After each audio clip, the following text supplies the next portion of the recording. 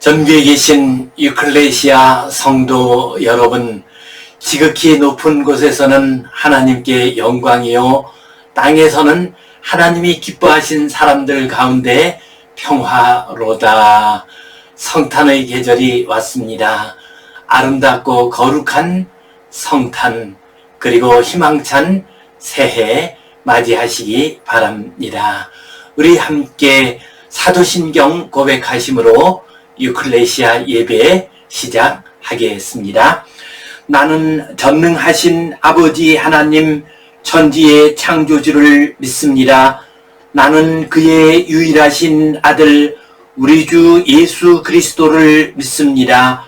그는 성령으로 잉태되어 동정녀 마리아에게서 나시고 본디오 빌라도에게 고난을 받아 십자가에 못 박혀 죽으시고 장사된 지 사흘 만에 죽은 자 가운데서 다시 살아나셨으며 하늘에 오르시어 전능하신 아버지 하나님 우편에 앉아 계시다가 거기로부터 살아있는 자와 죽은 자를 심판하러 오십니다. 나는 성령을 믿으며 거룩한 공교회와 성도의 교제와 죄를 용서받는 것과 몸의 부활과 영생을 믿습니다. 아멘.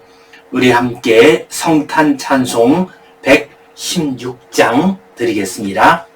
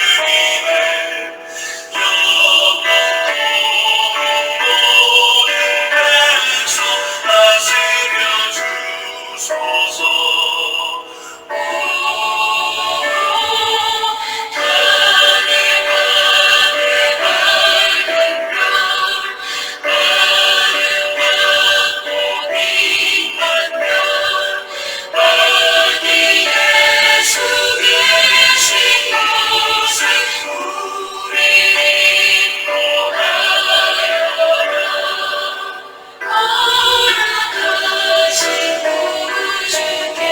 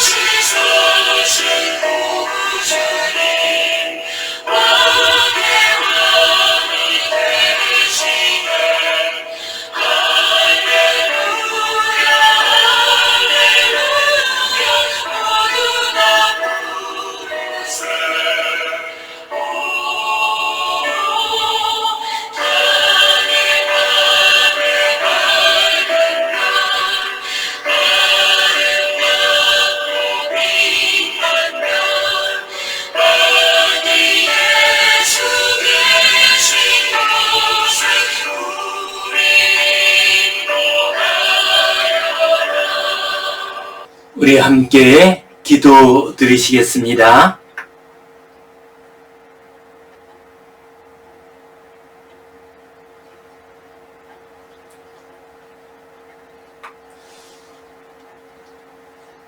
하나님 아버지, 은혜에 감사합니다.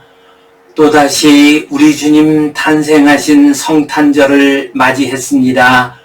주님께서 함께하여 주시어서 성탄의 기쁨이 넘치게 하여 주시옵소서.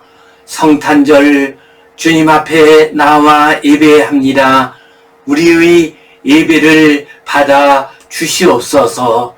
아기 예수님께서 우리의 삶 가운데, 우리의 믿음 가운데 탄생하게 하여 주시옵소서. 아기 예수님을 기억하고 우리를 구원하시기 위해서 오신 우리 주님 기억하며 감사와 기쁨으로 살아가게 하여 주시옵소서. 성탄의 기쁨을 나누지 못하는 많은 분들이 있습니다.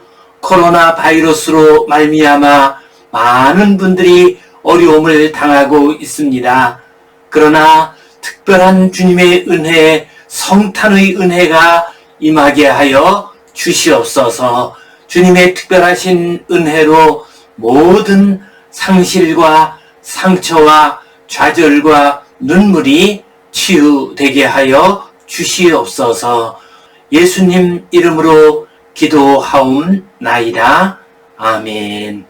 하늘에 계신 우리 아버지, 아버지의 이름을 거룩하게 하시며 아버지의 나라가 오게 하시며 아버지의 뜻이 하늘에서와 같이 땅에서도 이루어지게 하소서. 오늘 우리에게 일용할 양식을 주시고 우리가 우리에게 잘못한 사람을 용서하여 준 것 같이 우리 죄를 용서하여 주시고 우리를 시험에 빠지지 않게 하시고 악에서 구하소서. 나라와 권능과 영광이 영원히 아버지의 것입니다. 아멘. 성탄절이 되었습니다. 오늘은 우리가 드리는 세 가지 예물, 이 제목 가지고 함께 말씀을 나누겠습니다. 코로나 와중에 성탄절이 왔습니다. 국민일보에 산타는 비닐공에 갇혔다라고 하는 그러한 기사를 본 적이 있습니다. 어느 쇼핑몰에서 산타가 큰 비닐공 안에 들어있으면서 아이들을 맞이하는 모습을 보여준 사진이었습니다. 코로나 바이러스로 말미암아 산타까지도 우리 아이들의 손을 직접 잡아주지 못하는 모습을 볼 때 얼마나 마음이 아픈지 모릅니다. 또한 많은 교회들이 지금 이 즐거운 성탄절을 맞이해서도 서로 손을 맞잡고 함께 식사를 나누면서 음식을 나누면서 기쁨을 누리지 못하고 있습니다. 그러나 우리는 이러한 때를 맞이할수록 아기 예수님을 우리의 삶 가운데 더욱 깊이 맞이해야 합니다. 우리 주님께서 이 땅에 탄생하셨을 때 우리 주님을 가장 잘 맞이한 사람이 있습니다. 동방에서 온 동방 박사들이었습니다. 오늘 이 시간 동방 박사를 기억하면서 우리가 드리는 세 가지 예물, 이 제목으로 함께 말씀을 나누겠습니다. 우리 성경 말씀 같이 보겠습니다. 박사들이 왕의 말을 듣고 갈새 동방에서 보던 그 별이 문득 앞서 인도하여 가다가 아기 있는 곳 위에 머물러 서 있는지라 그들이 별을 보고 매우 크게 기뻐하더라. 집에 들어가 아기와 그 어머니 마리아가 함께 있는 것을 보고 엎드려 아기께 경배하고 보배함을 열어 황금과 유향과 몰약을 예물로 되었느니라. 아멘. 동방박사 세 사람이 별을 보고 주님 탄생하신 베들레헴까지 왔습니다. 동방박사는 헬라어로는 마구이이고 영어로는 매기입니다. 동방의 제사장 계급을 지칭하는 말입니다. 그들은 제사를 드리는 종교의식을 행할 뿐만 아니라 학자들이기도 했습니다. 철학과 천문학과 의학 등을 연구하는 학자였습니다. 이러한 학자인 동방 박사들 가운데서는 예수님이 탄생하기를 간절히 기다리는 사람들이 있었습니다. 주전 587년 이스라엘 왕국이 완전히 멸망했습니다. 그래서 많은 이스라엘 백성들이 이제 포로가 되어서 바벨론 땅으로 끌려가게 됩니다. 비록 바벨론 땅으로 끌려갔지만 그곳에서도 그들은 이사야 선지자의 말씀을 기억했습니다. 그리고 메시아의 오심을 간절히 기다렸습니다. 평화의 왕이 되시는 메시아가 오면은 온 세상이 평화의 세상이 된다는 꿈을 가졌습니다. 이러한 이스라엘 백성들의 믿음을 듣고서 따르는 이방 사람들이 많이 있었습니다. 그래서 그들도 평화의 왕이신 메시아가 오기를 간절히 기다렸습니다. 이들 동방 박사도 그런 분들이었습니다. 그리고 별을 관측하는 가운데에서 하나님의 특별한 계시를 받게 되었습니다. 너희들이 평화의 왕 메시아가 오심을 보게 될 것이다 라는 계시를 받았습니다. 그래서 그 별이 이끄는 대로 예루살렘을 향해서 베들레헴을 향해서 오게 됩니다. 그들은 멀고 먼 길을 왔습니다. 동방 박사가 살던 곳은 지금의 이란 땅이나 아니면 이라크 땅이었습니다. 그곳에서부터 베들레헴까지는 약 1000km 정도가 되는 먼 거리였습니다. 본문 말씀을 보겠습니다.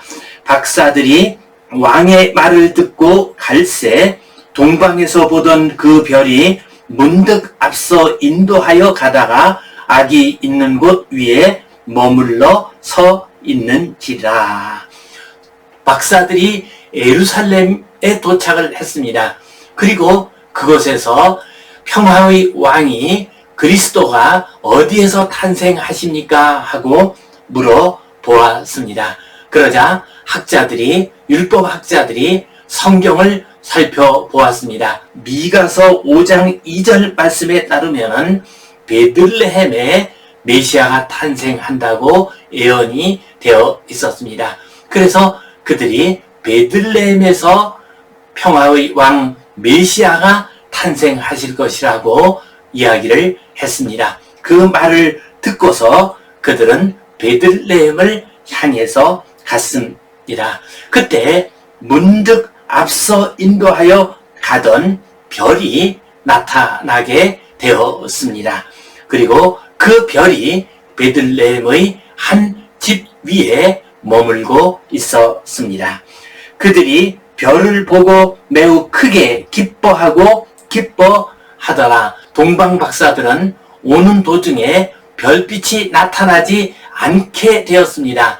그러자 혹시 우리가 별을 잃은 것은 아닌가 하면서 걱정을 했습니다. 그런데 동방에서 자기들을 이끌어 오던 그 별이 다시 나타났습니다. 그러자 그들은 말할 수 없이 기뻐했습니다. 집에 들어가 아기와 그 어머니 마리아가 함께 있는 것을 보고 엎드려 아기께 경배하고, 그들은 이제 별이 머무는 그 집에 왔습니다. 그곳에 아기 예수님께서 탄생하셨습니다. 말구유 위에 계셨습니다. 그리고 그 어머니 마리아를 보았습니다. 아마도 그 시간에 목자들이 이곳에 와서 예수님께 경배하고 있었을지도 모릅니다. 그리고 목자들로부터 신비한 천사들의 이야기를 듣기도 했을 것입니다. 그리고 그 아기에게 경배를 했습니다. 이스라엘 백성들과 이 땅에 많은 경건한 하나님의 사람들이 기다렸던 예수님에게 아기 예수께 경배를 했습니다. 그리고 보배합을 열어 황금과 유향과 몰약을 예물로 드립니다. 그리고 나서 그들은 예물을 드렸습니다. 황금과 유향과 몰약을 예물로 드렸습니다. 황금은 우리 주님께서 왕으로 오셨다는 것을 상징합니다. 또한 유향의 예물은 우리 주님께서 제사장으로 오셨다는 것을 의미합니다. 유향은 제사를 지낼 때에 사용합니다. 몰약은 십자가에서 죽으시는 구세주 예수 그리스도를 상징합니다. 이처럼 동방박사는 우리 주님 앞으로 와서 황금과 유향과 몰약을 예물로 드렸습니다. 이 세 가지 예물은 우리 주님이 왕이시오 제사장이시오 또한 온 세상의 구원자가 되심을 우리에게 가르쳐 주고 있습니다. 그리고 이 세 가지 예물은 또한 우리가 우리 주님 앞에 드려야 할 예물이 무엇인가에 대해서 가르쳐 주고 있습니다. 그러므로 성탄절을 맞이해서 우리도 우리 주님 아기 예수님 앞에 이러한 세 가지 예물을 드려야 하겠습니다. 첫 번째로 우리도 황금을 예물로 드려야 합니다.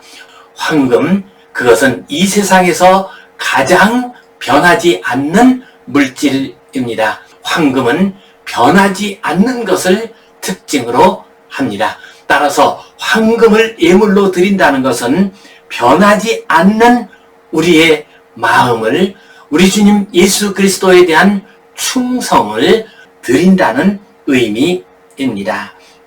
변함없는 충성과 헌신의 삶을 사는 것, 이것이 바로 황금의 예물을 드리는 것입니다. 주님 뜻대로 살아가고 주님 뜻이 이루어질 수 있도록 우리의 삶 전체를 충성스럽게 올려드리는 것이 황금의 예물을 드리는 것입니다. 우리 주님께서는 온 세상의 왕이 되십니다. 이 세상을 지배하는 왕이실 뿐만 아니라 우리 심령과 마음까지도 지배하시는 왕이 되십니다. 이 세상 우리 인생들이 살아있을 때에 지배하시는 왕이 되실 뿐만 아니라 우리가 이 세상을 떠난 다음에도 죽은 다음에도 우리를 이끌어 가시는 왕이 되십니다.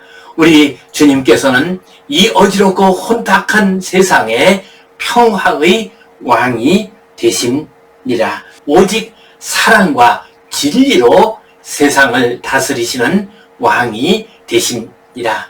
그러므로 이러한 왕에게 우리가 충성의 예물을, 황금의 예물을 드리게 될 때 그 왕께서 우리에게 말할 수 없이 큰 상급을 주십니다.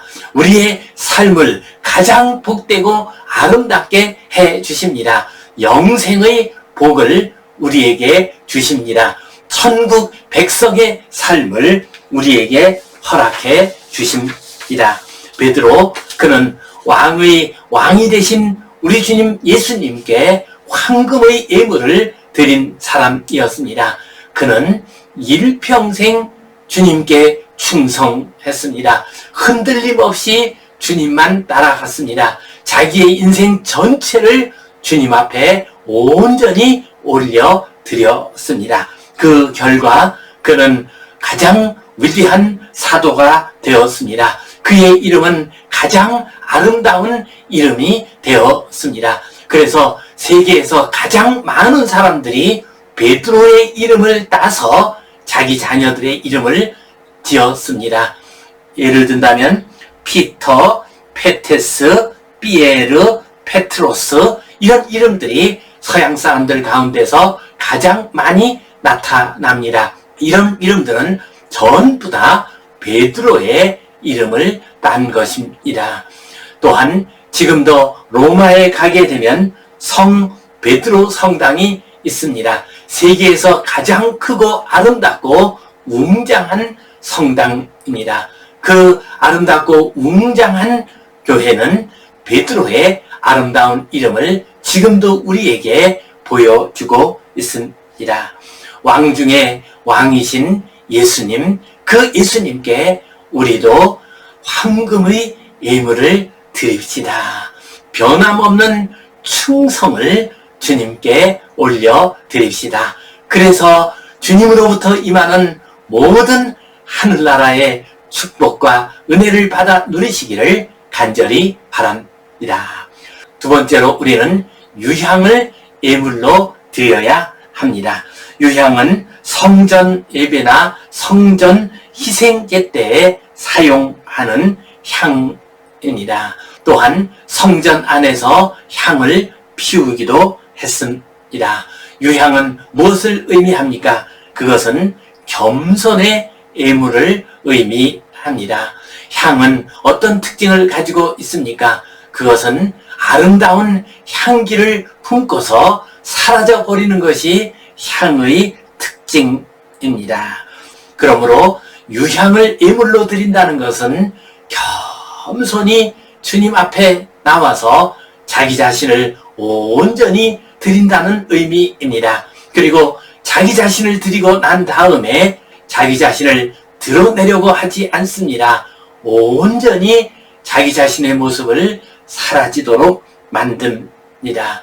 임진왜란 때 의병장으로 활동하던 곽재우 장군이 있습니다. 그 장군은 자기 개인 재산을 털어서 2,000명의 의병을 모아서 싸움을 했습니다. 그래서 일본 군대가 저 호남 지방으로 진출하지 못하도록 막아냈습니다. 그는 전쟁 중에는 성주 목사가 되기도 하고 또한 경상 좌도 방어사가 되어서 적들을 막아내는 일을 했습니다. 그러나 전쟁이 끝나고 나자 그는 모든 벼슬을 다 내려놓고 고향으로 돌아왔습니다. 그는 향처럼 자기 자신을 온전히 불태워버린 다음에 자기 자신의 공적을 전혀 내세우지 않고 다시 고향으로 돌아왔습니다. 우리들 역시도 하늘나라를 세워나가기 위해서 헌신하고 수고해야 합니다. 유향처럼 향기를 발해야 합니다. 그리고 나서는 우리 자신의 모습이 완전히 사라져 버려야 합니다. 우리는 유향처럼 주님께 헌신한 다음에 주님의 향기를 드러낸 다음에 우리는 이름도 없이 빛도 없이 사라져야 합니다. 이 세상의 역사는 또한 교회의 역사는 하나님 나라의 역사는 유향과 같은 사람들에 의해서 진행되어 왔습니다. 자기 자신을 온전히 태운 다음에도 자기 자신을 드러내지 않는 유향의 예물, 그 예물을 아기 예수님께 드리는 복된 성도님들 되시기를 간절히 바랍니다. 우리는 또한 몰약을 예물로 드려야 합니다. 몰약은 죽은 사람의 시신에 바르는 약입니다. 그러므로 몰약은 우리 주님 예수 그리스도의 십자가와 죽으심을 의미합니다. 우리가 몰약을 예물로 드린다는 것은 어떤 의미입니까? 우리 자신의 자아를 죽이는 것입니다. 십자가 앞에서 우리 자신의 자아를 죽이는 것입니다. 우리 속에 있는 죄와 악의 요소들을 죽이는 것입니다. 우리 속에 있는 헛된 인간적인 욕심과 탐욕을 죽이는 것을 의미합니다. 세속적인 지위와 영광을 차지하고자 하는 헛된 욕망을 죽이는 것을 의미합니다. 일제시대에 한국교회 부흥운동에서 크게 기여를 하셨던 김익두 목사님의 이야기입니다. 그는 거칠고 험한 불량배 생활을 한 적이 있습니다. 그러다가 예수를 믿게 되었습니다. 새로운 사람이 되었습니다. 그러자 그는 자기 친구들에게 부고장을 보냈습니다. 김익두가 죽었다고 하는 소식을 전해 주었습니다. 친구들이 문상을 하기 위해서 왔습니다. 그런데 김익두가 죽지 않고 맞이하는 것이었습니다. 아니, 이 사람아, 어떻게 그렇게 장난을 쳐도 이런 장난을 치는가 하고 핀잔을 했습니다. 그러자 김익두 목사님이 그들에게 대답을 했습니다. 예전에 김익두는 죽었어. 이제부터 사는 것은 예수 믿는 김익두요. 이제부터 나는 예전의 김익두가 아닌 예수 믿는 김익두로서 살게 될 것이요. 그러니 예전에 우리 친구들은 그 전의 김익두를 생각하지 마시오. 그는 이미 죽은 사람이요 라고 대답을 했습니다. 그렇습니다. 우리들은 김익두 목사님처럼 몰약을 우리 주님 앞에 예물로 드려야 합니다. 우리 자신의 헛된 과거들, 잘못된 과거들을 다 내려놓아야 합니다. 우리의 헛된 욕심과 죄악된 면들을 다 죽여야 합니다. 그래야 우리는 주님 앞에 귀하게 쓰임받을 수 있습니다. 주님 나라에서 아름답고 복된 삶을 살아갈 수가 있습니다. 동방 박사들은 저 멀리 동방에서 와서 우리 주님께 예물을 드렸습니다. 황금의 예물을 드렸습니다. 변함없는 충성과 헌신의 예물을 드렸습니다. 또한 유향의 예물을 드렸습니다. 주님의 향기를 드러내고 자기 자신은 사라져버리는 유향과 같은 삶을 우리도 살아야 합니다. 또한 그들은 몰약을 예물로 드렸습니다. 우리들 역시도 주님 앞으로 나아가서 우리 자신의 죄악된 것, 모든 어지럽고 혼탁한 심령을 다 죽여야 합니다. 그래서 주님의 거룩한 뜻을 이루고 아기 예수님이 탄생하신 그 귀한 뜻을 이루어가는 하나님 나라의 귀한 일꾼으로 살아가시기를 간절히 바랍니다. 기도하겠습니다. 하나님 아버지, 은혜에 감사합니다. 코로나의 혼탁하고 어지러운 가운데서도 우리 주님 탄생하신 성탄절을 맞이하게 하시니 감사합니다. 우리들도 동방박사들을 본따라서 황금과 유향과 몰약의 예물을 아기 예수님께 드리게 하여 주시옵소서. 그래서 왕 대신 우리 주님을 섬기고 구원자 되시고 십자가에서 죽으신 우리 주님의 은혜 가운데 살아가게 하여 주시옵소서. 주님의 향기를 드러내고 이름도 없이 빛도 없이 사라지는 하나님 나라의 거룩한 일꾼이 되게 하여 주시옵소서. 모든 것을 주님께 의탁하오며 우리 주님 다시 오시기를 간절히 기다려오며 예수님 이름으로 기도하옵나이다. 아멘.